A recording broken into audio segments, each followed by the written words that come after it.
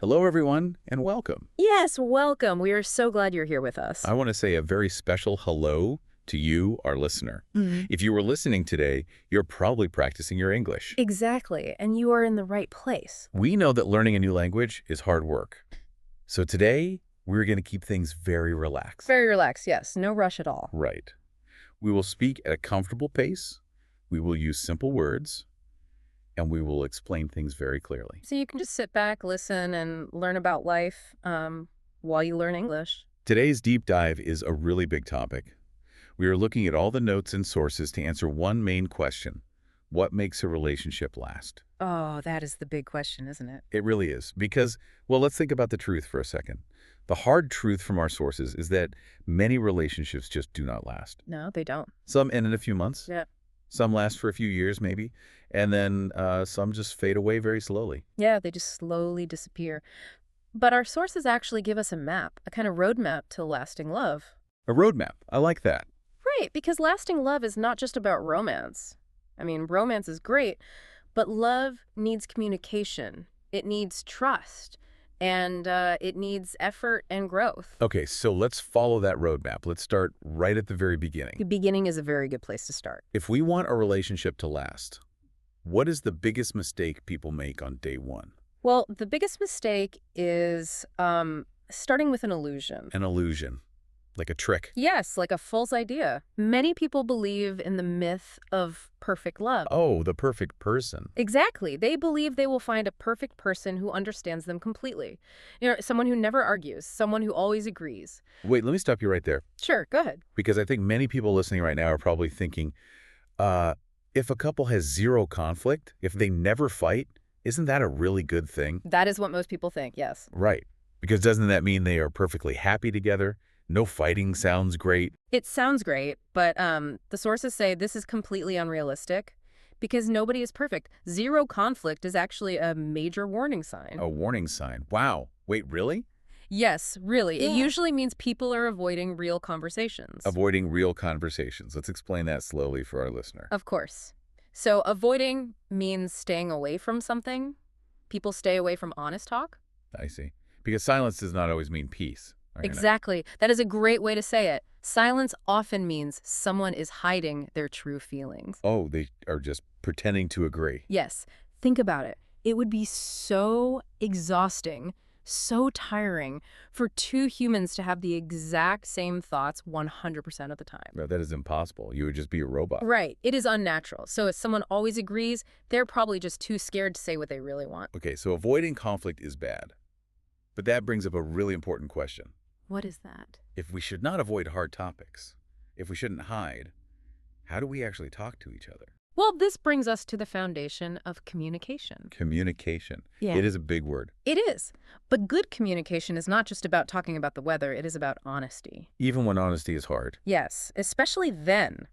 Without honesty, the unsaid problems, the hidden feeling, they just build up over time. They build up like pressure. Like pressure. Oh, I love the balloon analogy for this. The balloon analogy, please share that. So imagine a balloon.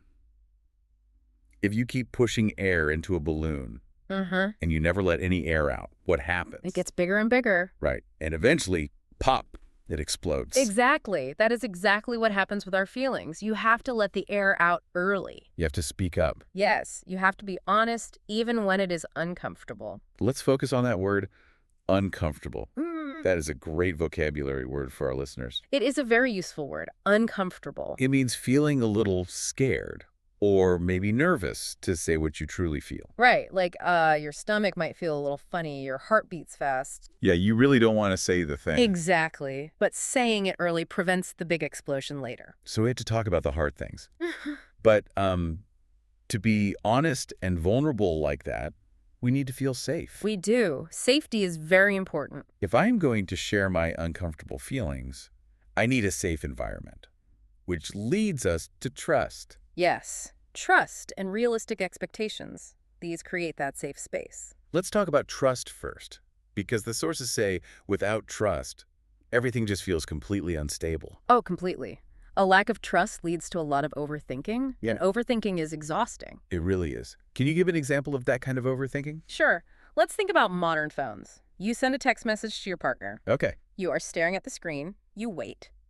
5 minutes pass. 10 minutes pass. And they don't reply. Right. If you don't trust them, what does your brain do? Oh, my brain goes crazy. I start asking, why didn't they reply? Exactly. Or who are they talking to? Are they mad at me? Yes. You're just staring at the phone, feeling anxious. It is a terrible feeling. It's so draining. Yeah. So trust gives us peace. We know they will reply when they can. Right. And along with trust, partners must respect each other, even if they disagree. And they need realistic expectations.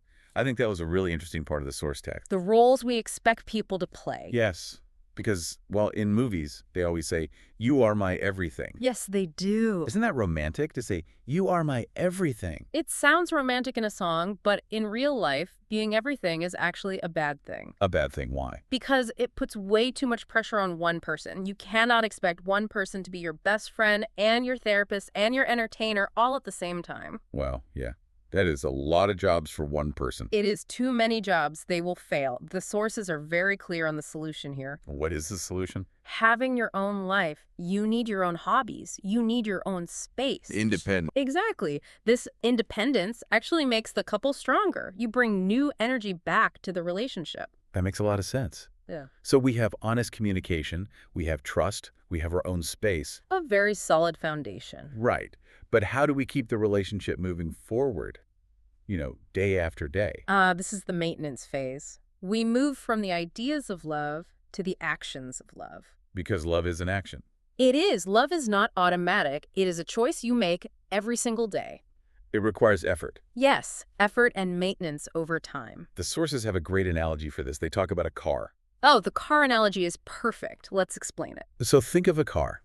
You cannot just turn the key, start the engine once, and expect it to drive forever. No, the car would start very quickly. Right. You cannot drive forever without putting gas in the car. You cannot drive without oil. You have to maintain it. I really love this analogy because maintaining the relationship is just like maintaining a car. And it does not have to be huge romantic gestures, right? No, not at all. It is about the small things. Like what kind of small things? Like checking in, saying, how was your day? Or saying thank you for something simple. Saying thank you is like putting gas in the car. Exactly. And listening without looking at your phone. Spending time together without distractions. That is so important today, putting the phone down. It is. When you put the phone down, you are saying, you are important to me. These little moments, they build a strong foundation. So love is not just a one-time event, like a big wedding. No. The wedding is just one day. Love is an action you repeat every day. Okay, so we are doing the daily maintenance. We are putting gas in the car. We are saying thank you. Yes, good job. But over the years, the car gets older. And the people inside the car change. They do. Time changes everyone. Which brings us to the final test, navigating change and conflict. This is a long-term test. The sources point out something very simple, but very deep. You are not the same person you were 5 years ago. No, you are not. People change over time. I mean, I like different foods now. I like different music. Exactly. And your partner changes too, so couples must grow together. What happens if they don't? If they don't grow together, they will grow apart. They create distance. Distance. That means space between them. Yes, emotional space, not physical space. You can live in the same house, but feel very far away from each other. Because only one person changed, and the other person didn't understand. Right. And as you grow and change, conflict will happen. Fights. Arguments. Yes. The sources say it is 100% guaranteed you will argue. But we talked about this earlier. We shouldn't avoid it. Correct. The goal is not to avoid it. The goal is to handle it well. Handle it well. But when you are angry, it is so hard not to yell. It is very hard. I mean, everyone wants to win an argument. If I think I am right, I want to win. That is normal human nature. But how do we change that mindset? Yeah, how do we stop trying to win? Well, we have to understand the difference between a competition and a partnership. A competition is like a sports game. Someone wins and someone loses. Exactly. If you treat your argument like a game and you win by hurting your partner's feelings, Then the relationship loses. yes, you both lose. In a partnership, you do not want your partner to lose. The true goal is to fix the problem together. Fix the problem together. There is no winner or loser. Exactly. You sit down, you look at the problem, and you solve it as a team, preferably with no yelling. No yelling, just teamwork, us against the problem. Yes, Us against the problem. That is a beautiful way to say it. Well, we have learned so much today. We really have. We covered a lot of ground. Before we finish, I want to ask you for your final takeaway. Yeah. Based on all the texts we read. Of course. If our listener remembers just one or two things, what should they be? Based on the text, I would highlight 2 words: consistency and effort. Consistency. Let's define that simple and clear. Consistency means being reliable. It means you do what you say you are going to do. Like showing up on time. Yes. But it does not mean being perfect. It just means you keep trying. And the second word is effort. Right, effort. Because without effort, everything just disappears.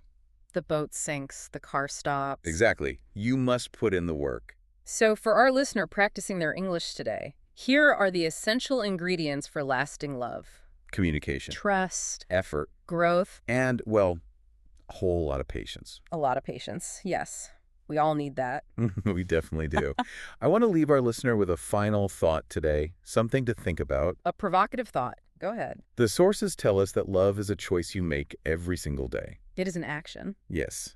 So, as you go about your week, ask yourself this question. Okay, I'm listening. What small choice can you make today to show someone you care? What small choice? Like saying thank you or putting the phone away. Exactly.